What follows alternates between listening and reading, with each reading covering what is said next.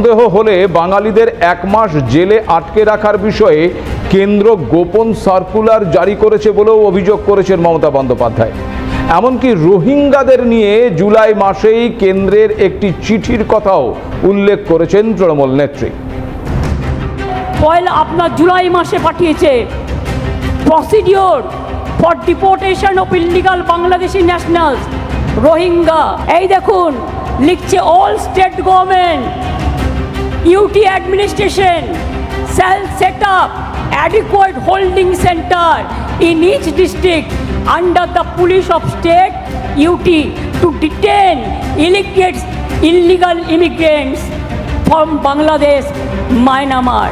এবার আমি জিজ্ঞেস করি, বিজেপির একজন নেতা বলছেন, কি বলছেন, এখানে নাকি 17 লক্ষ রোহিঙ্গা আছেন। আমি জিজ্ঞেস করছি তাদের নাম নাকি ভোটার লিস্ট থেকে বাদ দিতে হবে। আমি জিজ্ঞেস করছি সারা পৃথিবীতে রোহিঙ্গাদের সংখ্যা কত? স্টাডি করে বলবেন তো।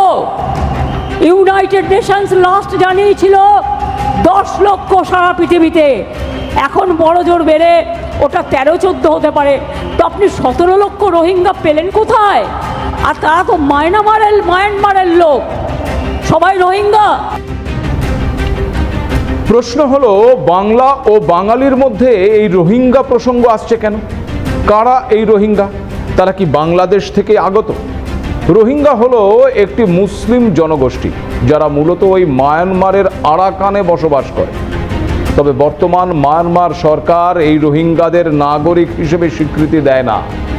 এই নিয়ে দীর্ঘ সময় ধরে অশান্তি লেগে রয়েছে রোহিঙ্গা ওই আরাকান আর্মির মধ্যে, যার জেরে বহু রোহিঙ্গা মায়ানমার ছেড়ে বাংলাদেশের পাশাপাশি ভারতেও ঢুকে পড়েছে।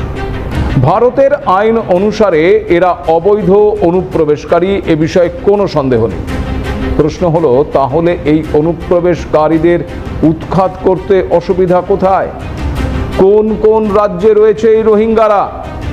শুধুমাত্র পশ্চিমবঙ্গে নয়, ভারতবর্ষের একাধিক রাজ্যে রয়েছে এই রোহিঙ্গা। 2021 সালে রাজ্যসভায় কেন্দ্রীয় স্বরাষ্ট্র প্রতিমন্ত্রী নিত্যানন্দ রায় বলেছেন, ভারতের 12টি রাজ্য এবং কেন্দ্রশাসিত অঞ্চলে অবৈধ রোহিঙ্গা অধিবাসীরা বসবাস করছেন। এক প্রশ্নের লিখিত উত্তরে কেন্দ্রীয় স্বরাষ্ট্র প্রতিমন্ত্রী জানিয়েছেন, ভারতের পশ্চিমবঙ্গ ছাড়াও জম্মু কাশ্মীর, তেলেঙ্গানা, পাঞ্জাব, হরিয়ানা, উত্তরপ্রদেশ, দিল্লি, রাজস্থান, তামিলনাড়ু, আসাম, কর্ণাটক এবং কেরালায় এই রোহিঙ্গারা অবস্থান করছে। তবে যেহেতু কোনো বৈধ কাগজপত্র ছাড়াই তারা ভারতে প্রবেশ করেছে, তাই তাদের সংখ্যা সম্পর্কে কোনো সঠিক তথ্য নেই। নিত্যানন্দ রায় আরও জানিয়েছেন, জাতীয়তা যাচাইয়ের যথাযথ প্রক্রিয়ার মাধ্যমে, মানে ওই জনগণনার মাধ্যমে মায়ানমার থেকে আসা রোহিঙ্গা সহ অবৈধ অভিবাসীদের শনাক্তকরণ এবং তাদের দেশে ফেরত পাঠানোর একটা ধারাবাহিক প্রক্রিয়া চলছে। বিদেশি নাগরিকদের দেশে ফেরত পাঠানো সংক্রান্ত সমস্ত নির্দেশাবলী 24 এপ্রিল 2014 এবং 1 জুলাই 2019 তারিখে দেশের সমস্ত রাজ্য সরকার এবং কেন্দ্রশাসিত অঞ্চলগুলোতে জারি করা হয়েছিল।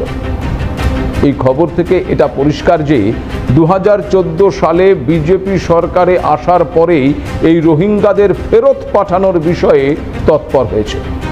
2011 সালের পর করোনার কারণে 2021 সালে কোনো জনগণনা হয়নি ভারতে। 2024 সালে 28 অক্টোবর দ্য ইকোনমিক্স টাইমসের একটি রিপোর্ট বলছে, পিটিআই সূত্রে জানা গেছে কেন্দ্রীয় সরকার 2025 সালে এই জনগণনার কাজ শুরু করতে চাইছে এবং তা ওই 2026-এর মধ্যে শেষ করা হবে। সে কারণে 10 বছর পর এই জনগণনার বিষয়টি 2025 থেকে 2035 এই সার্কেলে আবর্তিত হবে।